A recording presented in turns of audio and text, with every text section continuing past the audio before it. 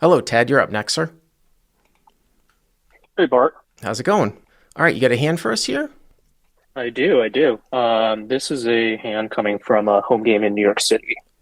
It Home is a game, New 2-5 York with a City. $10 straddle. 2-5. Feel like we've gotten a fair amount of these. 2-5 with a $10 straddle in New York City. I remember a caller from a while back. I'm not going to get into it too much, but there's a lot of games in New York City across a lot of the boroughs. Of course, New York doesn't really have legal poker. I think the closest room is Catskills, actually. And It could obviously, be, but most people I know go to parks instead. oh, yeah, Parks is a great place to go to. Okay, so 2-5, and how deep are you guys? 2-5-10. I am the effective stack at 3,800, and it is eight-handed. So 3,800, eight-handed. Okay, so playing pretty deep. Yep. Yep, quite deep. One thing to note is I have not been running too well up until this point. This probably has been one of my worst running nights. I've gone aces or kings or queens like probably 6 or 7 times and gone them all cracked. And multiple people had noticed at this point that I was probably becoming more and more of a calling station and calling down with overpairs, which is appropriate for this hand. Okay. So in this hand, I am in the under the gun with ace of spades, ace of hearts. I guess I'm the under gun straddle. So So you're the straddle. You're the straddle with aces, or your first to act. I am the straddle. Oh, you are the straddle. Okay. And then hijack goes ahead and opens for $30. Okay. Folds around to the big blind, who is right next to me, and he three bets to 120. So a little bit of context about the three better big blind. He is a reg. He tends to be a little bit on the wild side. He plays some pretty high limit games, so this is not too surprising for him. But he does play pretty aggressively. But one thing to note is he does tend to become a calling station when he's stuck. However, at this current time, he is not stuck. So just something to keep in mind. So he three bets to 120. Okay. I then go ahead and four bet, given that the action so far, and I four bet to 300. And only the big blind calls. So 30 to 120, and then you four bet here to 300. This is a cold four bet. Very, very tight, type of, I mean, it's a somewhat of a midish to early, well, with the straddle, it's like a midish open. You got a in-between blind three betting here to 120. You four bet here to 300. I mean, obviously you could poke out here and have some bluffs. It's not like the tightest of all tight types of, configurations. Thinking about the sizing of like 2.5x. So if you had gone to three, it would have been like 360, a little more to 400. Do you think he has like a three bet fold? Some people, Ted, don't really have a three bet fold button in a lot of cases here. Yeah, I think that's fair. I think given the stack sizes, given the fact that this person is someone who usually plays quite deep, so I wouldn't be surprised to see him three bet a lot and call a lot, even with marginal hands, especially since he's three betting out of the blinds with a straddle behind him. It makes sense that he doesn't necessarily want to just call. Right. So I'm just trying to think about the sizing. So you four bet to 300. I might go a little bit larger here just so that I can get more money in the pot with the best hand based upon your stack sizes. That's all. That's the only thing I'm thinking That's about fair. here. Yeah. So you four bet to 300. Okay. Mm-hmm. Hijack folds and it becomes just a big blind who calls. All right. So So the big pot blind is calls. now roughly 600 going into the flop. Okay. So 600 to the flop. Okay. The flop comes ace of diamonds, seven of clubs, two of spades. Ace of diamonds, seven of clubs. Ace of diamonds, seven of clubs, two of spades. And I just perked up there. I don't know if it came out in the order when you saw it, like in the door, but that's always nice. Top set on a very, very dry board. Okay. Very, very dry board. Yep. I think most of the time, first of all, he checks, Right. and then it comes to me. Most of the time, I think I tend to check here, given I block a lot of the value. Admittedly, I think given my current situation where I've been stuck quite big today, and I've noticed that people are calling me down lighter, it could come across as me just trying to be aggressive for the sake of being aggressive. So I decide that betting is a good idea here. So it's a very unique situation. So I end up betting 210, so about a third pot, and he calls. So you bet 210 and the big blind calls. The only thing I would say about your comments, though, is this. Remember, it's a four bet pot, right? So, in theory, you're almost always supposed to see bet in four bet pots unless it's really the most connective of boards. And even if you were to not tell us your hand, just told us, hey, it went raise, 3-bet, 4-bet, call, right? We don't know your hand, Ted, and it comes out ace 7 deuce and the guy checks. I mean, it's a range bet for the most part. I would say on a board like this, you'd be almost always betting. Now, with that being said, though, if at a certain stack depth, there are some in-between hands that get checked here some of the time, like a weak ace, like maybe kings that doesn't need as much protection, you could make a case for the ultra slow play in balancing that, which of course would be like ace-ace. But I just think that once he 3-bets and calls, if you go, say, 1/3, I don't even know if there's going to be, I mean, he has to call with any pair, right? And the other thing about, that's what I was thinking. The other thing too about checking back these types of holdings here is that it's much, much different. I always say, like, when you kind of think about slow playing, it's way different. If you had 4-bet, like say 9-9 or 10-10, and the board came out like 10 deuce deuce or 9 deuce deuce, where you could allow the opponent to catch up, and also by checking back, you start to develop, just by checking, you start to incentivize a bluffing frequency from your opponent. I can't remember the last time that somebody went buck wild, especially in a 4-bet pot on an ace high board when they didn't have it because the pre-flop 4-better checked back. I mean, I suppose you could make a case that someone thinks that you've got like kings or queens and are trying to get you off of it. But normally on these high boards, people don't start suddenly like bluffing off their entire stack like they might on a ragged board where you flop something huge in slow play. So that's my take on that. Yeah, so 210 in a call, and we're up to 1,020, it looks like, right? Yep. Okay. The turn comes a jack of spades. So not too much has changed about the board. I still hold the nuts. He now checks. I now size up a little bit, knowing that I have the nuts, but knowing that I also block a lot of value. I don't size up too much. I bet about half pot, so 525. And he goes ahead and calls. So hero bets 525. Call. So when you can go 525 and call, the pot, putting in, the pot's gonna be like 2,070. You guys have put in about 1,000 or so, maybe a little bit less than that. So you're still left with a hefty amount, way over a pot size bet left, right? I mean, you've got maybe 2,900 to 3,000. The pot's just over, say, 2,000. Yeah, I'm trying to think about the sizing, for this one. Some of his light floats, if they ever were comprised of some sort of like suited Broadway backdoor types of holdings, like a king queen suited, it's like a rainbow board, or something like that. I mean, if he doesn't pick up the backdoor, he's obviously not going to call anyways. I guess my question is there any difference in the calling range here of 525 versus going like 750? What hands are folded off at 750 that are called at 525? That's a good question. I think in the moment, what I was thinking is hoping that he had a single ace-x hand and that he wouldn't fold out a lower kicker at this point. Or I guess not a kicker since mine is a set, but yes. But I mean, I think that ace-x is calling anyways, though, on the turn to 750, at least right now. So that's the thing. And I wonder at the stack depth too, again, this is just off of my top of my head, that if this might be the reason why I wouldn't use this bet size. If I felt like half pot was going to get called at the same as, say, like 75% pot, and I was trying to build, I might choose the larger sizing. Now, you also might have a case for like another 1/3 bet, but I'm talking about specifically half versus like 75%. So if I wasn't going to use somewhat small sizing here on the turn, I think I probably would have sized up a little bit more personally, just because I think it's the same type of calling range. Obviously, it's a little bit of detail. But 525 in a call, and now we are at 2,070, right? That is correct. 2,070, and you guys have put in, you put in over 1,000, so you probably have like 2,700 left, something like that. I do have about 27 left. Yeah. The river comes a 5 of spades. So at this point, the backdoor flush does arrive. And important to note is I hold the ace of spades. Yep. So I block the nuts. Right.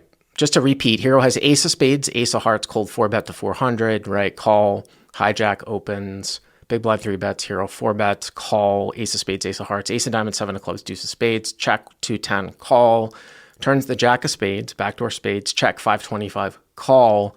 River is the 5 of spades, but hero holds ace-ace with the ace of spades. Now, we talked about some of the light floats that could be present on the flop, even with an ace out there, which might be some of those backdoor Broadway types of suited, obviously suited holdings. Although with the jack coming in, that's actually cuts those down, as opposed to if the run out was like ace 7 deuce 8 5, right? As opposed to like ace 7 deuce jack 5. Because now we're really looking at, if you're worried about that, king queen, right, of spades, king 10 of spades. That's pretty, and queen 10 of spades, right? I mean, that's pretty much it. It's interesting the jack cuts a lot of those out. Yes. So he goes ahead and checks, and at this point, I kind of block out any flushes based on the fact that he checked and didn't lead. And obviously, no straights are there. So to me, it feels like I still have the effect of nuts. So I decided to go ahead and bet, and I didn't want to bet too large where it would scare him off. I wanted him to I was targeting ace-x hands. So I bet a small amount of 1,200. I mean, not small, but 2/3, 1,200.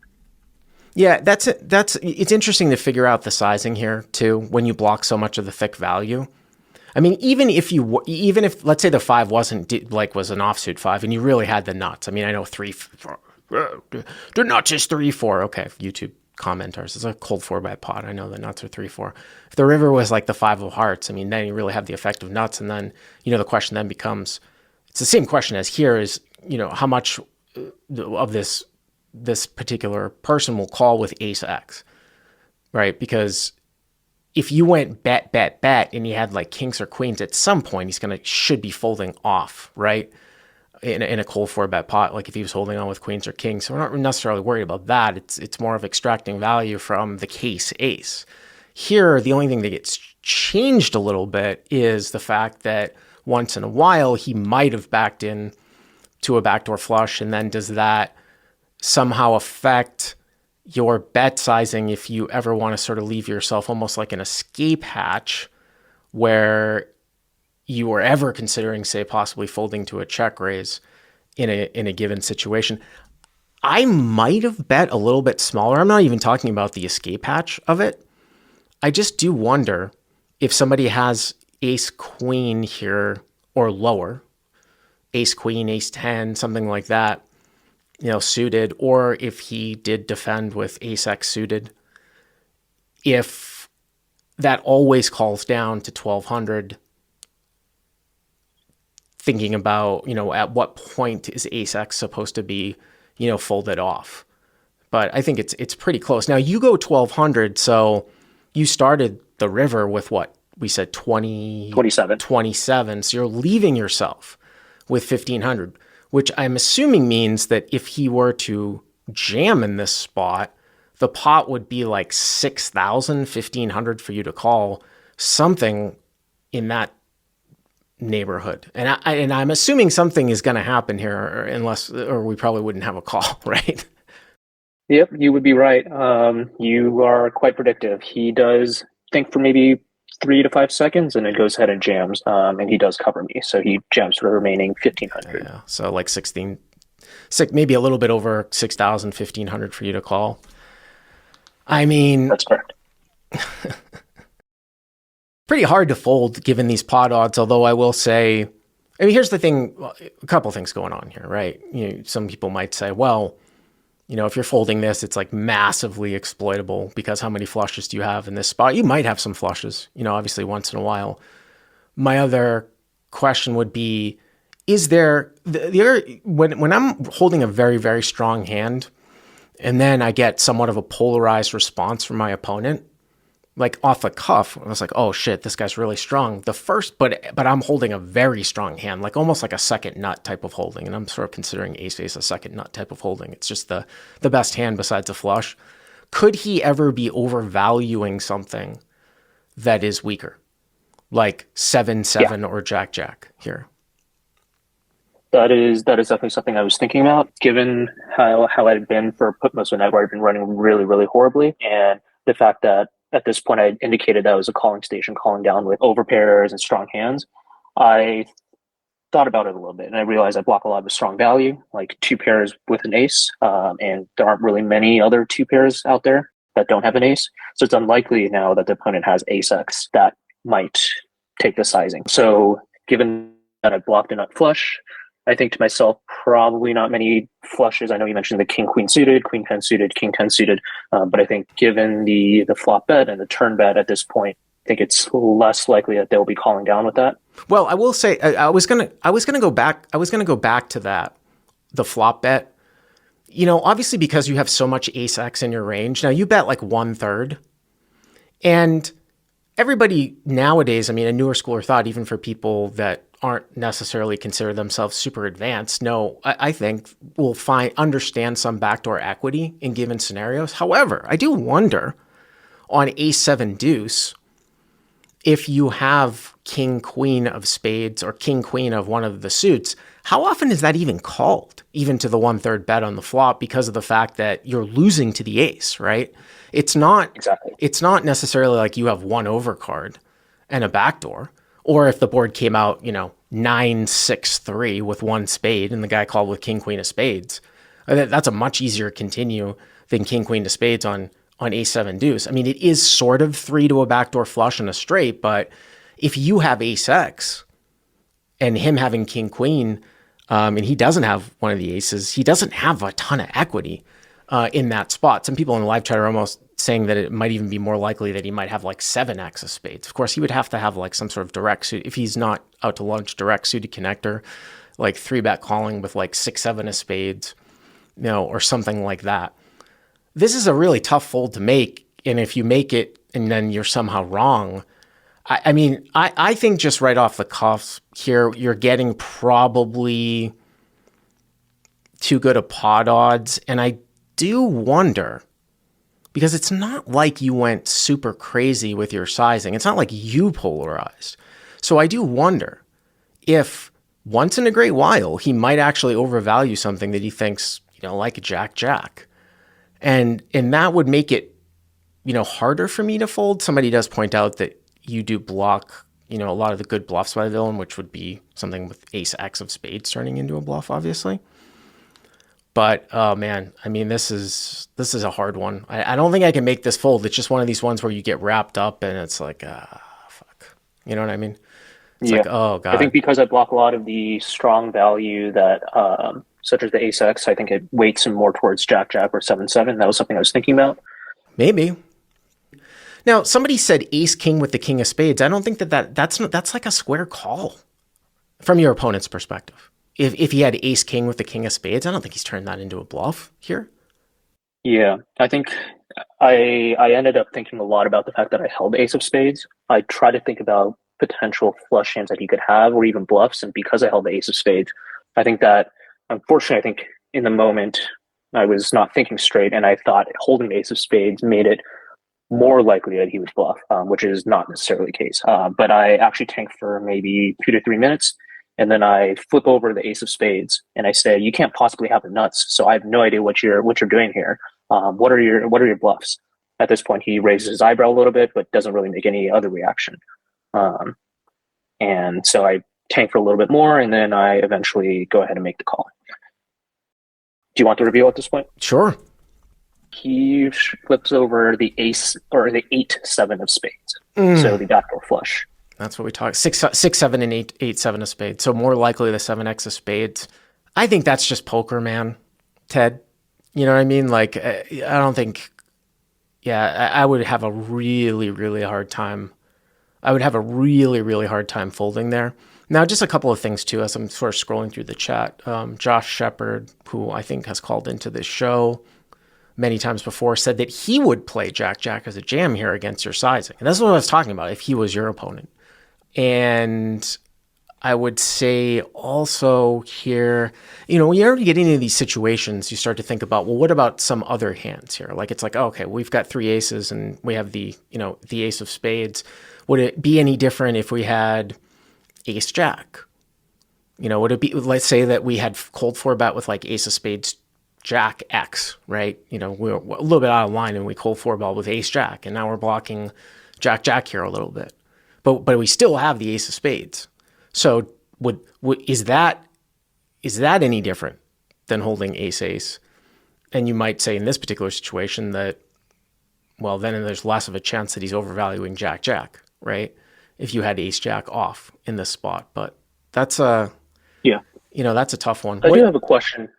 Yeah, for the river, if you were to bet, would you potentially consider like a blocker bet where you bet small, hoping that he bets larger, and then you three bet over that, given that you hold the ace of spades, so you potentially hold the nuts? Is that a line that you'd consider? You're talking about from your opponent's perspective?